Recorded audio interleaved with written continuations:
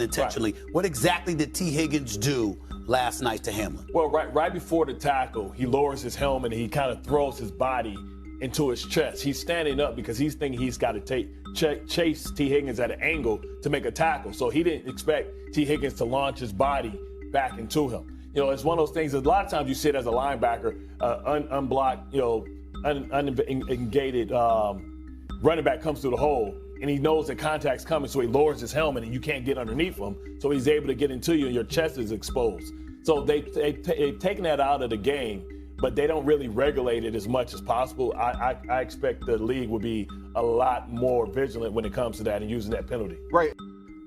Okay, so that was a viral clip of Bart Scott that's been viewed over 5 billion times on social media, where the former Raven pretty much put the blame on Damar Hamlin's injury on Bengals wide receiver T. Higgins. So if you rewatch the play, Higgins caught a pass from Joe Burrow and proceeded to get tackled by Hamlin as the receiver tried to push for a few more extra yards. After the play, Hamlin went down and had to be hospitalized after being administered CPR on the field. So former linebacker Bart Scott painted a picture that Higgins' action as a ball carrier as a football move the NFL wants to cut down for the sake of player safety. However, this description was inaccurate at best in my opinion and pretty much earned widespread backlash, especially because the play was a routine tackle that you see in every game. Bart took a lot of heat on social media for his take on ESPN, pretty close to the amount Skip was getting for his tweet.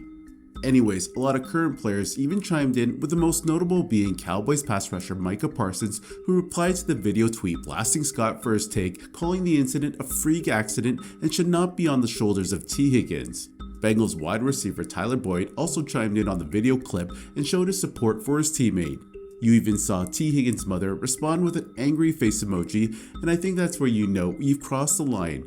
It's clear as day that Bart Scott's comments on this issue were in poor taste, to the point where even Damar Hamlin's father had to tell people to stop pointing the finger at T. Higgins.